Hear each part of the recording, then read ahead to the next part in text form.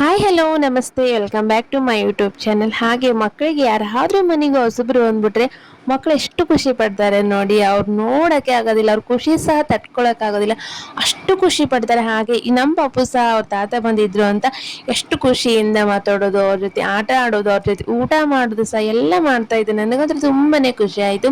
ಹಾಗೆ ಅವ್ರ ಪಾಪ ನೀರು ತರಕ್ಕೆ ಹೋಗ್ತಾ ಇದ್ರು. ಇಲ್ಲ ನಾನು ತಗೊಂಡ್ ಬರ್ತೀನಿ ನೀರು, ನಾನು ತಗೊಂಡ್ ಬರ್ತೀನಿ ಅಮ್ಮ ನಾನು ಅಂತ ಕ್ಯಾನ್ ಇಟ್ಕೊಂಡು ಎತ್ತಾಡ್ತಾ ಇದ್ದಾನೆ. ಅವನೇ ತರ್ತಾನಂತೆ ನೋಡಿ ಗೈಸ್ ನೀರಿನ. ಹಾಗೆ ಹಾಗೆ ನಮ್ಮ ಪಾಪು ನಮ್ಮ ಅವರು ಹಾಗೆ ನಮ್ಮ ಮನೆಯವರು ಸೇರಿ ಚಿಕನ್ ತಗೊಂಡ್ ಬರ್ತೀನಿ ಅಂತ ಹೇಳಿ ಚಿಕನ್ ತಗೊಂಡ್ ಬಂದ್ರು.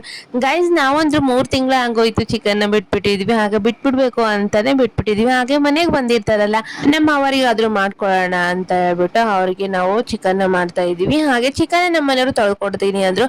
ಹಾಗೆ ಹೆಣ್ಮಕ್ಳಿಗೆ ಯಾವ್ದಾದ್ರು ಒಂದ್ ಕೆಲಸದಲ್ಲಿ ಗಂಡ್ಮಕ್ಳು ಒಂದ್ ಹೆಲ್ಪ್ ಮಾಡ್ಕೊಟ್ರೆ ಅವ್ರ ಮನ್ಸಿಗೆ ಎಷ್ಟು ಖುಷಿ ಸಿಗುತ್ತೆ. ಹಾಗೆ ಹಾಗೆ ಕೆಲಸನು ಈಸಿಯಾಗಿ ಮಾಡ್ಕೊಂಡ್ಬಿಡ್ತಾರೆ ಗೈಸ್. ನನಗಂತೂ ನಮ್ಮ ಮನೆಯವ್ರು ಒಂದಲ್ಲ ಒಂದ್ ಹೆಲ್ಪ್ ಮಾಡೇ ಕೊಡ್ತಾರೆ.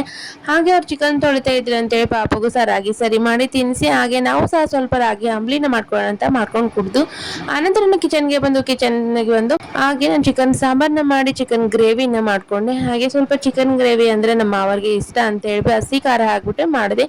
ಅವ್ರಿಗೆ ನಾವು ಹಾಗೆ ಕೊಟ್ಟೆ ಚಿಕನ್ ಗ್ರೇವಿ. ನೋಡ್ತಾ ಇದೀರ ನಮ್ಮ ಪಾಪ ಕೊಡಕ್ ಹೋಗ್ತಾ ಇದ್ದೆ. ಗೈಸ್ ಮನೆಗೆ ಯಾರಾದ್ರೂ ಬರ್ಲಿ ಅವ್ರಿಗೆ ಏನ್ ಇಷ್ಟ ಅದನ್ನೇ ಮಾಡ್ಕೊಡ್ಬೇಕು ಅನ್ಸುತ್ತೆ. ಹಾಗೆ ನಾನು ಸಹ ಅವ್ರಿಗೆ ಚಿಕನ್ ಗ್ರೇವಿ ಚಿಕನ್ ಸಾಂಬಾರ್ನ ಮಾಡ್ಕೊಟ್ಟೆ.